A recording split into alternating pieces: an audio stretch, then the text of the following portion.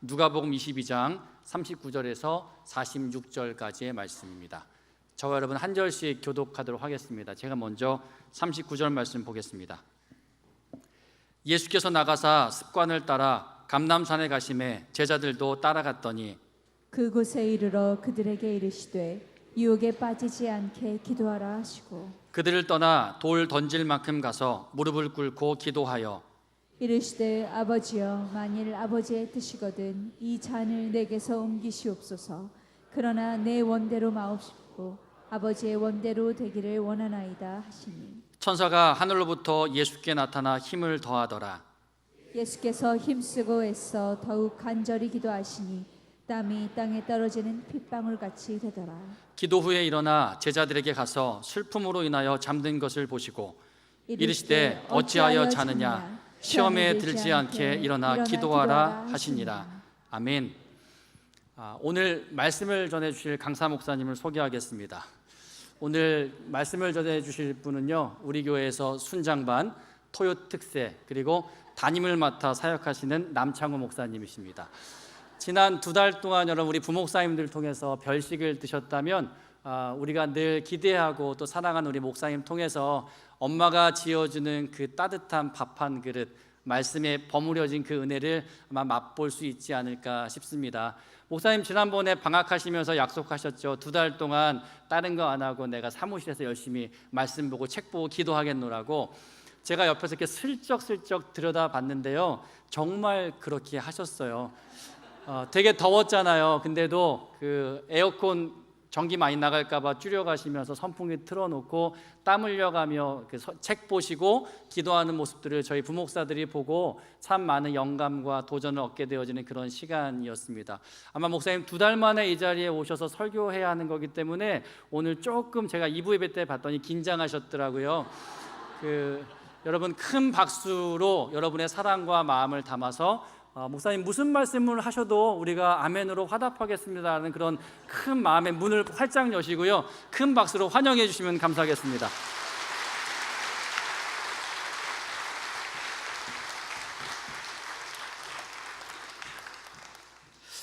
도대체 아첨을 하는 거야, 평가를 받는 거야? 아첨도 계속하면 충성이니까 목사님 계속 아첨하시기 바랍니다. 아첨하는 목사님 사랑합니다. 2001년 10월 1일자 미국 시사주간지 타임에 이상한 전쟁, Asymmetry Warfare라고 하는 제목의 칼럼이 실렸습니다. 이 칼럼은 당시에 그 세계 무역센터 그 쌍둥이 빌딩이 무너진 다음에 미국이 조금 더 낮아지고 좀 더 겸손해야 할 이유가 있다라고 하는 데에 착안을 하고 거기에 초점을 맞춰서 기록을 하고 있습니다. 특별히 이 강한 힘과 앞선 기술을 내세우는 이 하이테크가 힘과 기술에서 뒤진 로우테크를 언제나 이기는 것은 아니다라고 하는 점을 강조하고 있습니다. 예를 들자면 이런 것입니다. 블레셋의 골리앗으로 말할 것 같으면 당시로서는 누구도 대적할 수 없는 절대적인 최강자입니다. 그러니까 그 당시 최고의 하이테크였다 하는 거죠. 그렇지만 그랬던 그가 다윗이 던진 그 물맷돌이라고 하는 로우테크에 비참하게 무너졌다 하는 것을 생각하시면 좋겠습니다. 그러니까 하나님께서 하지 않는 그 고도의 기술 문명 하이테크는 아무짝에도 쓸모없다라고 하는 이 사실을 여지없이 증명하는 것입니다. 여러분 조그만 나이프 하나로 뉴욕의 월드 트레이드 센터 그 쌍둥이 빌딩이 무너진 것을 여러분 알고 있어요? 그 말을 누가 믿을 수가 있겠습니까? 그렇지만 그 거대한 두 빌딩은 조그만 나이프 하나에 무너졌다라고 하는 사실입니다. 알카에다의 조정을 받는 어떤 일단의 사람들이 승무원들을 칼로 위협해가지고 그 민간 항공기들을 건물에 부딪히게 함으로써 결국에 가서는 그 건물들 모두가 다 불에 녹아 무너지게 하고야 말았다 하는 것이죠. 이렇게 우리는 상식밖에 정말 우리가 미처 생각하지도 못한 많은 부분에서 약점을 가지고 있습니다. 우리 강한 것 같지만 약합니다. 강하게 큰 소리를 내고 싸놓고 표정 짓고 아주 잔인하게 말을 하는 사람들을 보면 제가 만나본 바로는 더 여리고 약합니다. 그러므로 우리는 항상 하나님 앞에서 우리의 이 연약함을 알고 정말 우리 스스로가 낮아질 줄을 알아야 되겠다, 그런 생각을 해보게 되는 것입니다. 그러므로 항상 겸손해서 나를 이기고 세상을 이기고 악마 지옥의 권세를 이기고 우리 주님과 함께 영원한 승리자가 될 수 있는 사람들은 누구냐? 누구겠습니까? 기도하는 사람입니다. 내가 열심히 공부하고 내가 성실히 일하면 얼마든지 먹고 살 수 있다라고 말하는 사람이 아니라 나의 그 살 길을 하나님에게서 찾고 하나님께 도움을 얻어서 사는 사람이라는 거예요. 여러분, 기도라고 하는 것은 항상 가장 약한 사람이 가장 불리한 상황 속에서 가장 강하신 존재 앞에 서는 것입니다.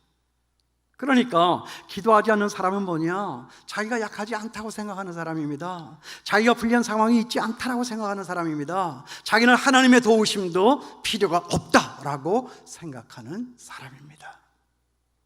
그러니까 세상에서 가장 불쌍한 사람이 누구냐? 교회 나가면서도 기도하지 않는 사람입니다. 세상 사람들이야 몰라서 그렇다라고 치더라도 교회 나오는 사람이야 하나님을 왜 모르겠습니까? 교회 나가면서도 기도하지 않는 사람이 세상에서 가장 불쌍한 사람이 아닐까? 그럼 기도하지 않고 교회를 왜 나오십니까? 많은 이들이 이 질문에 대해서 이렇게 답을 합니다. 마음의 평안을 얻기 위해서. 지난주에 시니어 사역반에서 제가 종이 한 장씩을 나눠주면서 교회 하면 가장 먼저 떠올려지는 생각, 그 생각이 뭔가 거기에다 빈종에다 한번 적어봐라 라고 했습니다. 그랬더니 거기에 나오셨던 분들 대다수가 마음의 평안을 얻기 위해서 교회를 나온다라고 하는 그런 글귀를 써주셨습니다. 그런데 여러분, 생각해 보세요. 그 마음의 평안이라고 하는 거, 그걸 위해서 이 교회를 나왔다가 이제 이 예배가 끝나면 저문 열고 나가면 또다시 금방 불안한 생각이 내 가슴에 몰려올 텐데, 그러면 또 그것은 우리가 어떻게 해석을 해야 하는 것이냐는, 단지 잠깐 머물러 있는 시간, 이 시간만 하나님을 뵙고 마음의 평안을 얻기 위해서 나간다. 여러분, 정말 그런 것입니까? 그러니까 그것은 하나님을 믿은 것이 아니라 편안하다, 자기만의 어떤 심적인 느낌, 교회 왔으니까 내가 편안하다라고 하는 그런 어떤 느낌만을 믿는 거지, 내 심령의 저 깊은 곳에서부터 터져나오는 하나님을 향한 내 믿음의 고백, 하나님을 믿고 하나님을 의지하는 것이 아니다 하는 것입니다. 그러므로 하나님을 믿고 하나님께 도움을 얻기 위해서는 기도해야 되는 거예요. 세상이 아무리 바쁘고 힘들다 할지라도 여러분, 기도해야 합니다. 세상이 바쁘고 힘들면 더 기도해야 하는 것입니다. 사탄은 항상 이렇게 속삭이죠. 열심히 해라. 공부도 열심히 하고 일도 열심히 해라. 그래서 돈도 많이 벌어서 높은 자리에 올라가면 사람들이 너를 주목하고 사람들이 너를 알아주고 사람들이 너를 박수치고 사람들이 너를 좋아하고, 그러면 그때 가서야 너의 삶은 참으로 행복해질 거다.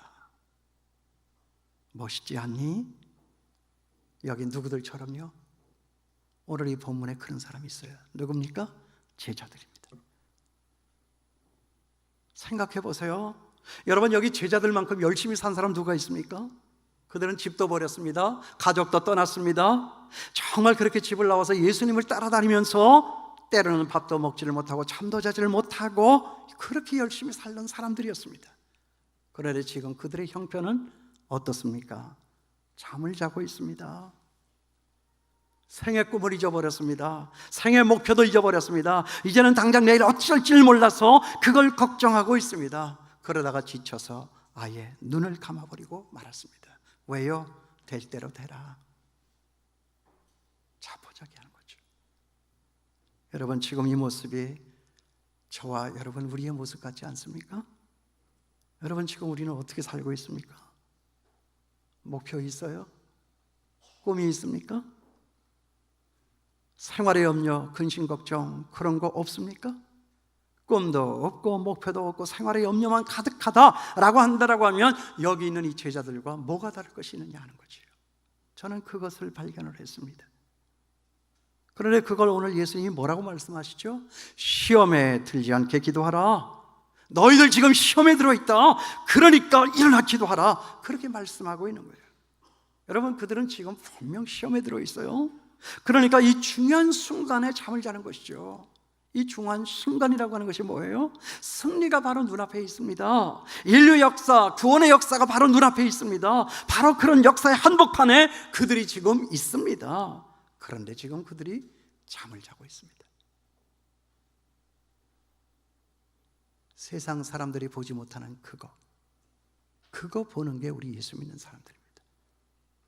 정말 나쁜, 정말 싫은, 정말 부정적인 사건을 내가 만났다 할지라도 있는 그 사건을 내 생체적인 그 눈으로만 바라다보는 것이 아니라 하나님이 내게 비추어 주신 그 진리의 영을 따라서 그 다음에 그 속에 어떤 하나님의 은혜와 축복이 담겨 있느냐라고 하는 이 사실을 발견할 수 있는 이것이 진정한 그리스도인이다 하는 거예요.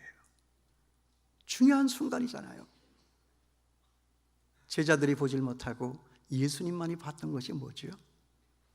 정말 그렇게 내일 끌려가서 사형틀에 매달려 죽음의 자리로 내가는 그것이 그 죽음으로서 마지막 실패의 자리가 아니라, 망하는 것이 아니라 그 일을 통하여서 하나님의 꿈, 인류 구원의 꿈, 그 역사가 이루어지고 있다는 거예요.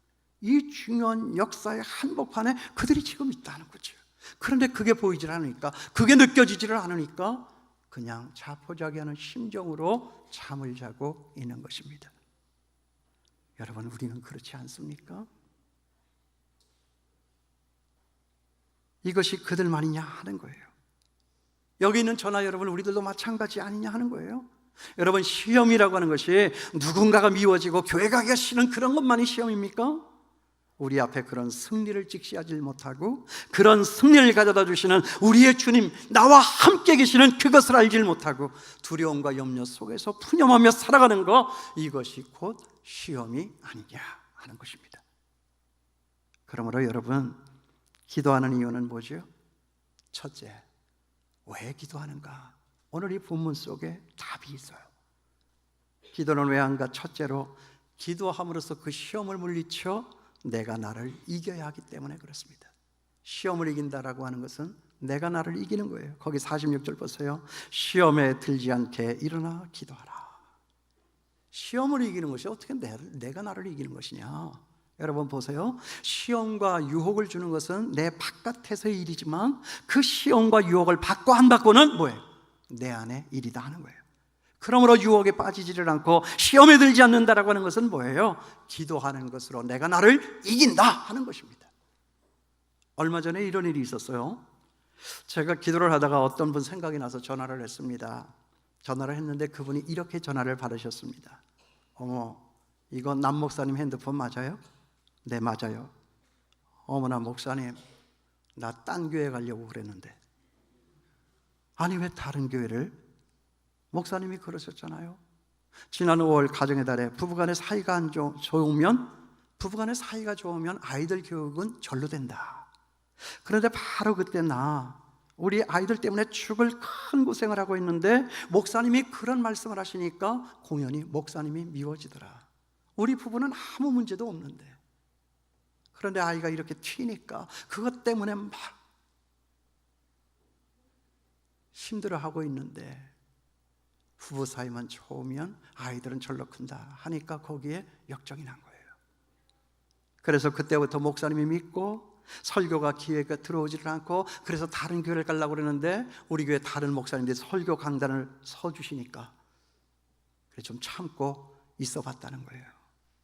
그런데 마침 목사님께서 이렇게 전화를 하시니까 이제는 다른 교회를 가지 않아도 되겠다고 그러면서 웃어요. 그래서 제가 그랬습니다. 다른 교회 가지 마라.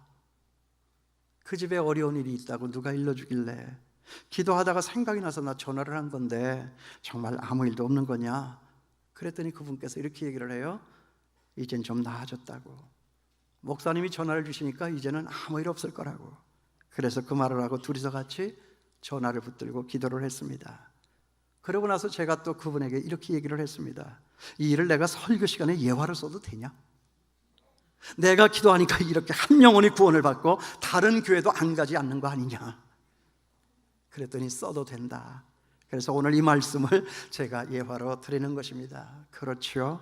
기도하니까 이런 시험도 이기는 거예요. 아주 제가 사랑하고 좋아하는 성도 한 사람을 잃을 뻔했잖아요. 여러분, 기도는 왜 하는 거예요? 시험에 들지 않기 위해서 기도하는 거예요. 그러니까 기도하지 않으니까 하나님의 일이 생각이 나질 않아요. 기도하지 않으니까 하나님의 말씀이 생각이 나지를 않아요. 기도를 안 하니까 지난날에 나에게 베풀어 주신 그 하나님의 무한한 은혜와 기적의 역사가 하나도 생각이 나지를 않는 거예요. 그러니까 보세요. 홍해 바다를 건넜지만 광야에서 불평을 하던 그 이스라엘 백성들처럼 하늘에서 불을 내려서 제단을 불살랐으나 로뎀나무 그늘 아래에서 죽기를 간구했던 그 갈멜산의 영웅 엘리야처럼, 또 여기 예수님과 함께 다니면서 그 숱한 이적과 기적을 누구보다도 가까이에서 경험을 했지만 여기 이런 자리에 불평과 원망과 두려움에 쌓여서 잠에 골아 떨어진 여기 제자들처럼 그 시험과 유혹에 빠져서 지옥과도 같은 생애 경험을 하고 있는 거예요. 여러분, 시험에 들어보셨지요? 잠이 오질 않잖아요. 밥맛도 없잖아요. 항상 그 생각에 짓눌려서 하루를 어떻게 살아가는지 모르게 그렇게 끌려가며 살아가고 있는 거잖아요. 이게 지옥 아닙니까? 왜 그렇게 됐다고요? 기도하지 않으니까. 기도하지 않았으므로. 시험에 들지 않게 일어나 깨어 기도하라. 기도 안 했으니까 시험에 들었다는 거예요. 세상은 달라진 거 하나도 없어요. 달라진 것은 분명 내 마음에 있는 이 한 자리뿐이었어요. 이것이 시험이라고 하는 거예요. 이게 유혹이라고 하는 거예요. 기도함으로 시험을 이겨서 언제나 기적의 사람들로 세상 앞에 나타나는 제가 되고 여러분 될 수 있게 되기를 주님의 이름으로 축원합니다. 그 다음에 기도는 왜 하는 거죠? 기도함으로써 우리는 세상을 이겨야 되기 때문에 그런 거예요. 첫째는 기도는 왜 하는가? 내가 나를 이기기 위해서. 두 번째 기도는 왜 하는가? 내가 세상을 이기기 위해서. 여러분, 거기 41절 보세요. 그들을 떠나 돌 덜진 만큼 가서 무릎을 꿇고 기도하여. 누가 무릎을 꿇었어요? 예수님이 무릎을 꿇었어요. 우리 예수님은 지금 누구에게 무릎을 꿇고 있어요? 하나님 앞에 무릎을 꿇고 있어요. 그런데 그 옆에 있던 제자들은 지금 누구 앞에 무릎을 꿇고 있어요? 세상 앞에 무릎을 꿇고 있습니다. 여러분, 바로 이것입니다. 기억하세요. 하나님 앞에 무릎을 꿇지 아니하면 세상 앞에 무릎을 꿇는 것이다. 다시 해요. 하나님 앞에 무릎 꿇지 않으면 세상 앞에 무릎 꿇는 거예요. 예를 들면 이런 거예요. 여러분, 다윗이 사울을 피해서 엔게디 광야 어떤 굴에 피신해 있을 때 마침 그때 사울이 일을 보기 위해서 그 굴 속으로 들어왔어요. 여기서 일이라고 하는 것은 변을 보기 위해서든가 대변을 보기 위해서 일을 치르기 위해서 들어온 거예요. 그러니까 그 굴 깊숙한 곳에 있던 다윗에게는 그를 죽일 수 있는 절호의 찬스가 온 거예요. 그러니까 다윗의 사람들이 가서 저걸 찔러 죽여라 라고 말을 했지만 그 순간에 다윗의 마음에 나타난 것은 사울이 아니라 하나님이었다는 거죠. 여러분, 세상의 방식, 그 편리한 방식, 얼마든지 합리화할 수 있는 방식이 있었음에도 불구하고 그런 세상의 방식에 무릎을 꿇지 않고 하나님 앞에 다윗은 무릎을 꿇은 사람이었다. 그래서 그날에 그 사울의 옷자락 그 끄트머리 한 조각을 잘라서 증거물을 갖는 그것으로 그 상황을 넘어갔습니다. 여러분, 하나님 앞에 무릎을 꿇은 다윗의 이런 일들이 왜 중요한지 여러분 아세요? 그때 만일 다윗이 사울을 자기의 손으로 죽였다라고 하면 그 사울의 일가와 그 정치 세력들이 두고두고 가만두지 않았을 거예요. 아마 다윗이 왕이 되기도 어려웠지만 왕이 되고 나서도 얼마나 많은 장애에 부닥쳐서 고전을 했을까, 이런 것을 생각해 보게 되는 거예요. 이게 하나님이 하시는 일이에요. 이게 하나님의 방식입니다. 이것이 세상 앞에 무릎을 꿇지 않고 하나님 앞에 무릎을 꿇어 사는 사람들의 승리의 방식이다. 여러분, 세상 이기길 원하세요? 주님 앞에 무릎을 꿇고 기도의 자리로 나아갈 수 있기를 바랍니다. 하나님 앞에 무릎 꿇는 사람, 세상이 겁나지 않아요. 두렵지 않습니다. 억울한 일도 없습니다. 분노하지도 않습니다. 미움과 증오요? 여러분, 그런 거 없습니다. 내가 무릎을 꿇고 하늘의 하나님을 만나게 되면 내 마음이 바다처럼 넓어져서 세상과 나는 간 곳 없고 하늘의 하나님만 보이니까 세상에 무서운 것이, 세상의 걱정, 염려가 그것이 그렇게 생각나지 않아요. 누구에게 무릎 꿇으시렵니까? 주님 앞에 무릎 꿇기를 바랍니다. 하나님이 있으면 다 있는 거예요. 하나님이 없으면 세상에 있는 거 다 가져도 하나도 없는 거예요. 그러므로 하나님이 있고 하나님 앞에 무릎을 꿇을 수 있는 사람이면 세상 앞에 두려워하지 않습니다. 세상이 우리를 두려워해야지 왜 우리가 세상을 두려워해야 합니까? 여러분 기도하십니까? 세상 이기기 위하여 부지런히 무릎 꿇어 나가는 저와 여러분 될 수 있게 되기를 바랍니다. 그리고 세 번째 기도하는 이유가 뭐예요? 주님의 뜻을 알고 언제나 승리하는 사람들 편에 서야 하기 때문에 그렇습니다.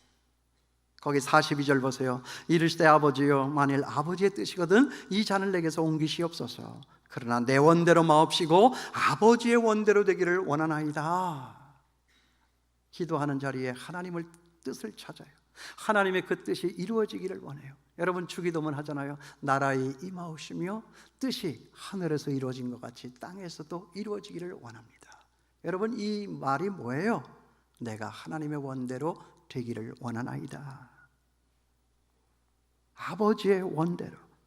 그래서 예수님은 어떻게 됐어요? 죄와 사망의 권세를 이겼어요. 죄와 사망의 권세를 이기고 이 땅에 아직도 그 죄와 사망의 권세 앞에 굴복당해서 실험하여 살아가고 있는 이 땅의 많은 사람들을 구원하실 수가 있었다는 거예요. 이 땅의 진정한 승리자가 누구입니까? 예수밖에 더 있습니까? 승리하기를 원하십니까? 궁극적으로 이기는 승리자의 편에 서야 승리하는 것이다 하는 겁니다. 우리도 기도함으로 하나님의 뜻을 알고 하나님의 도우심을 잊고 하나님의 뜻을 성취하는 이 역사의 승리자들이 되기를 바랍니다. 가만히 보면 교회를 다녀도요, 교회 성도님들 많이 있잖아요. 이렇게 봐도 꼭 지는 자의 편에 서가지고 또 그러다 보니까 항상 지는 것이 습관이 돼가지고 늘 불평과 불만을 입에 달고 사는 사람들, 그런 사람들이 있어요. 왜 꼭 지는 자의 편에 서서 그러느냐는 거죠. 이기는 자가 누구냐? 그 승리의 주역이신 예수 그리스도. 이 땅을 심판하고 불로 심판하고 새하늘과 새 땅, 우리에게 새날을 주시는 그 영원한 승리자 하나님 편에 있어 승리의 삶을 살아야 되잖아요. 꼭 이기는 자의 편에 서서 하나님의 뜻을 성취하는 이 역사의 승리자들이 되기를 바랍니다. 세상의 도문은 다 무너지는 것이나 우리의 하나님의 말씀은 영영한 거예요. 영원한 거예요. 누구 편에 서실랍니까? 승리하시는 하나님 편에 서서 궁극적인 승리를 만끽하여 살아가는 저와 여러분 될 수 있게 되기를 바랍니다. 요즘의 시대의 화두는 소통이에요. 여러분 소통을 잘하려고 하면 먼저 잘 들어야죠. 그러나 여러분 소통을 잘한다고 세상 소리만 들어서 되겠습니까? 세상 소리만 들으면 세상 속에 빠져버리고 맙니다. 여기 제자들처럼 세상 속에 빠져서 속절없이 죽음으로 끌려가는 비참한 인생들이 될 수밖에 없다 하는 거예요. 그러니까 세상의 소리도 우리가 들어야 하는 거지만 하나님의 음성을 들어야 한다는 거예요. 그 하나님의 음성을 듣는 자리가 어디냐? 기도하는 자리다. 요즘 세상이 어렵다고 해요. 그러나 저는 그렇게 생각하지 않습니다. 그러고 보니까 요즘에 교회도 어렵다고 합니다. 그러나 저는 그렇게 생각하지 않습니다. 길을 찾기가 어려워서 그렇지 그 길이 없는 것이 아닙니다. 하나님의 음성을 듣고 그 길을 찾고 그 답을 찾아 나가시는 저와 여러분 될 수 있게 되기를 주님의 이름으로 축원합니다. 그러므로 우리 기도해야 합니다. 그러니까 이제 어떻게 기도해야 되죠? 간절히 기도해야 되는 거예요. 거기 44절 보세요. 예수께서 힘쓰고 애써 더욱 간절히 기도하시니 땀이 땅에 떨어지는 핏방울같이 되더라. 저는 이 말씀을 묵상을 하다가 이런 생각을 해봤어요. 아니 얼마나 기도하길래 땀방울이 핏방울이 되어 변할까? 아니 어떻게 기도하면 내 몸의 땀이 핏방울처럼 변할 수가 있을까? 지난 2달 7월달 8월달 얼마나 더웠어요. 제 방은 에어컨을 틀어도 더워요. 그래도 저 혼자 쓰는 방에 그 많은 전기 사용하면 안 되니까 가급적이면 줄이고, 그러면서 몸을 비틀면서 기도를 하는데 저는 암만 기도를 해도 피가 안 나오더라고요. 아니 좀 코피라도 나면 좋겠는데 야, 어떻게 기도하면 정말 땀방울이 변하여 핏방울이 될까? 여러분, 이거 무슨 의미 있어요? 그냥 간단하게 생각하죠. 얼마나 간절하게 기도했으며. 이것이 바로 간절함이 담긴 기도다. 간절함이 담긴 기도라고 하는 것이 뭐냐? 제가 스스로가 이렇게 정의를 해봤어요. 이거보다 더 중요한 게 없어. 이것보다 더 우선할 수 있는 게 없지. 가장 중요한 것이고 더 우선할 수 있는 것이 없다라고 하면 정말 사람들은 모두가 목숨을 거는 것처럼 간절할 수밖에 없지.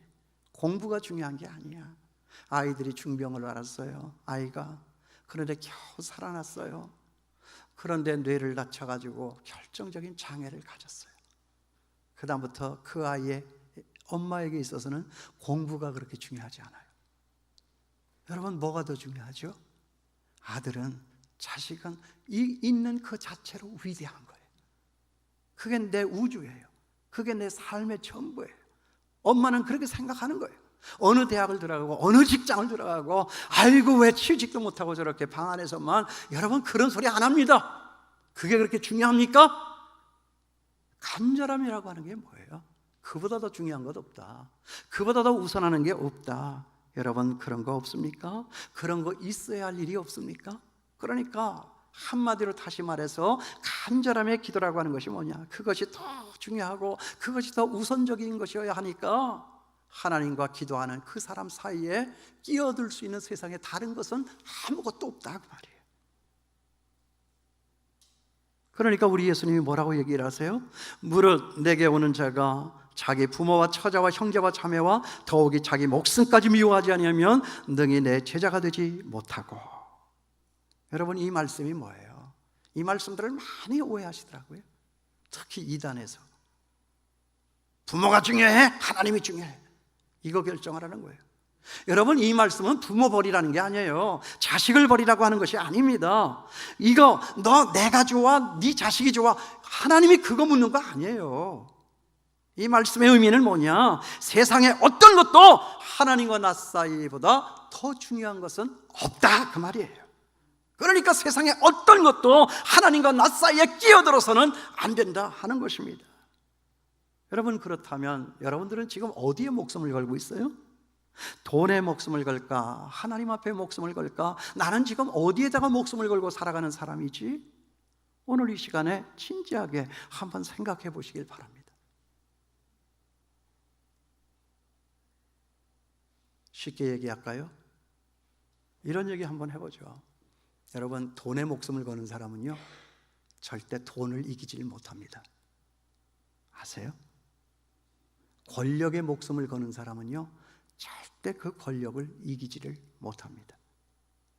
한 가지 더 중요한 거 있어요. 하다못해 자식에게 목숨을 거는 사람은 그 자식을 이겨낼 수가 없습니다. 이게 중요한 거예요. 그러니까 하나님과 나 사이에 어느 것도 끼어들면 안 돼요.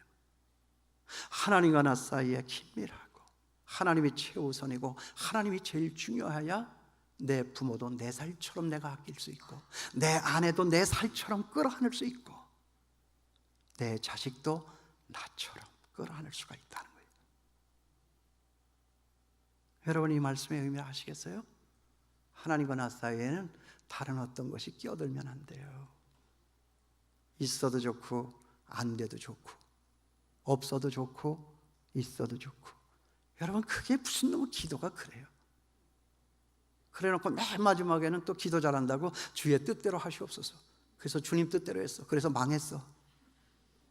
그랬더니 또 망하게 했다고 왜 나냐고 또 덤벼들어요. 여러분, 주님의 뜻을 아세요? 이 주님의 애끓는 마음을 아시느냐고요. 우리를 지금 어떤 사랑의 눈으로 바라보고 계세요? 정말 어려운 일에 골탕당하여서 망하는 인생 되기를 원하시는 걸까요? 그 어려운 일을 두고 무슨 이유입니까? 어찌해서입니까? 이 속에 담아놓으신 하나님의 방법은 뭡니까? 축복은 무엇입니까? 어떻게 해야 내가 이것을 뛰어넘을 수가 있습니까? 주여, 내가 주를 사랑하나이다. 나의 힘이 되신 여호와여, 내가 주를 사랑하나이다. 하나님과 나 사이에 다른 것을 끼지 않겠습니다. 하나님이 자격 있다 생각하시고 그 문제 풀어주시고 그 문제 속에 있는 사람들을 찾아가서 내가 받은 위로로서 그들을 위로하며 살려낼 수 있는 하나님의 위대한 사람들이 될 수 있는 것 아니냐는 거예요. 여러분, 간절히 기도할 수 있게 되길 바랍니다. 간절함의 기도라고 하는 것은 하나님과 나 사이에 다른 것은 없다. 그 다음에 두 번째로 간절함의 기도는 뭐냐? 습관적인 기도더라고요. 여러분, 거기 39절 보세요. 예수께서 나가서 습관을 따라 감람산에 가셨다. 뭐 하러요? 기도하러. 기도하고 있잖아요. 그러니까 예수님께서 오늘 정말 기도하시기 위해서 감람산에 오르신 것은 내일 내가 십자가를 져야 하기 때문에 오른 것만이 아니라 습관이 그러했기 때문에, 언제나 늘 습관이 그러하였으므로, 아무리 엄청난 세상이 뒤집혀질 만한 사건이 있다 할지라도 내 습관은 기도하는 습관 그 자리였으므로. 이게 중요한 거더라고요. 그러고 보니까 여러분, 습관을 이기는 것이 없어요. 그러니까 우리 예수님 그 기도의 습관으로 죽음의 공포, 그 마지막 시험과 유혹을 이기는 겁니다. 그렇습니다, 여러분. 기도하는 습관은 모든 것을 다 이깁니다. 기도하는 습관보다 무서운 것은 없어요. 우리는 어떤 습관이 있죠? 보니까 걱정하는 습관들이 있더라고요. 염려하는 습관들이 있고요. 꼭 다른 사람과 나를 비교해서 이겨먹고서야 많은 그런 습관들이 있더라고요. 또 그렇지 않으면 핸드폰 가지고 게임을 하고 뉴스를 보고 카톡을 하고 드라마를 보고 홈쇼핑하고, 기도에 나와라 그러면 시간 없어 못 나가요 하면서도 그런 거는 한다 그 말이에요. 그러니까 그런 습관만 말고 기도하는 습관이 있게 되기를 바랍니다. 그런 습관들 때문에 기도하는 습관을 놓치는 그런 치명적인 실패자들이 되지 않기를 바랍니다. 여러분, 기도하는 게 어려운 거예요? 저는 기도 안 하는 게 더 어렵던데요. 에이, 목사님이니까 그렇지. 그렇습니까? 잘 보세요. 기도를 안 하니까요, 저도 기도 안 하고 싶을 때도 있잖아요. 기도를 안 하니까 사람들이 무서워요. 교인들이라도요, 무섭더라고요. 아니, 세상에 가장 무서운 건 뭐냐? 기도 안 할 때의 나예요. 그런 데가 제일 무섭더라고요.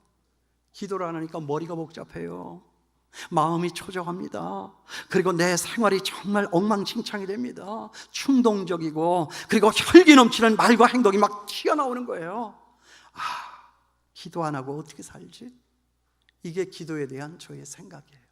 아, 기도 안 하고 어떻게 살까? 아, 저 사람은 기도 안 하고 어떻게 살지? 나는 그 기도를 안 하고는 이렇게 살기가 어려운데. 잘 생각해 보세요. 왜 마음이 복잡하죠? 왜 머리가 혼란합니까? 왜 자꾸만 세상이 짜증나고, 왜 보기 싫은 사람만 눈에 어린거리고, 왜 그렇죠? 기도해 보셨나요? 왜 자꾸만 혈기가 튀쳐나오죠?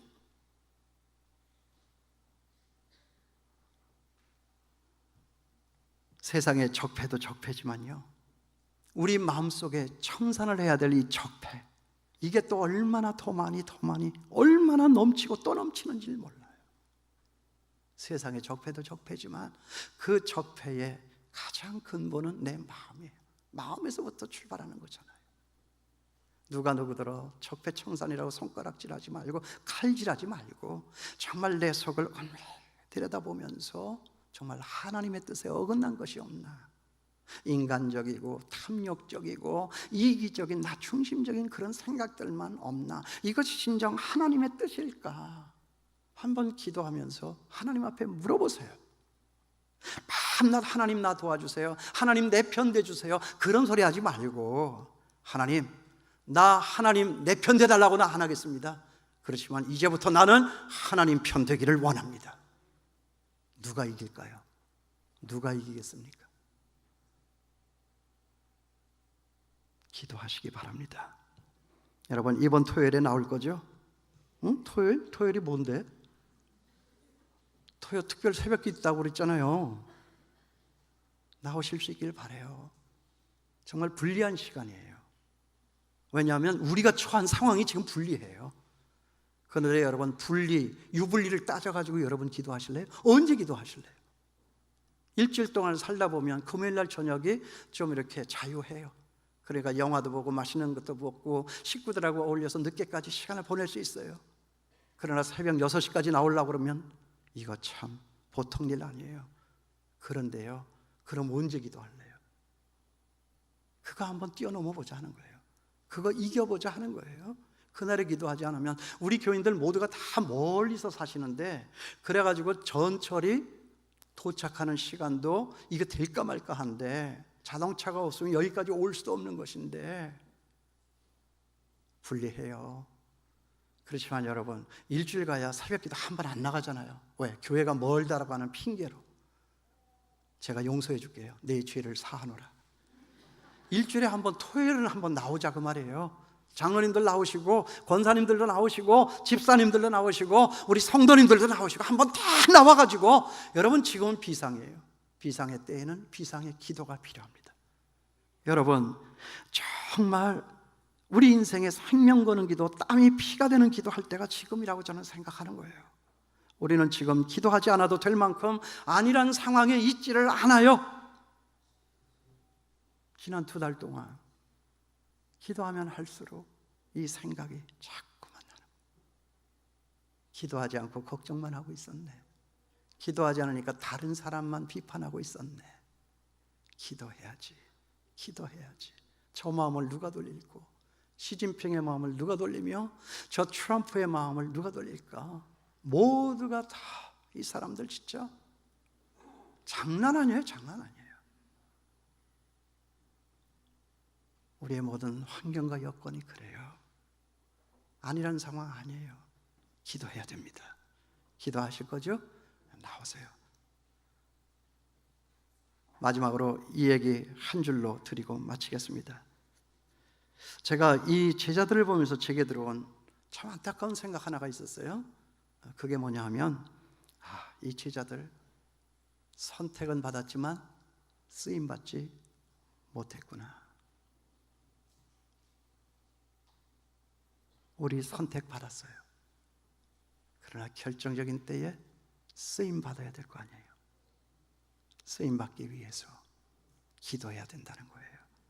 기도하고 땀방울이 핏방울이 될 정도로 기도했던 그 예수님이 쓰임받아 우리 인류 구원 사역을 완성할 수 있었던 것처럼 쓰임받는 저와 여러분 될 수 있게 되기를 바랍니다.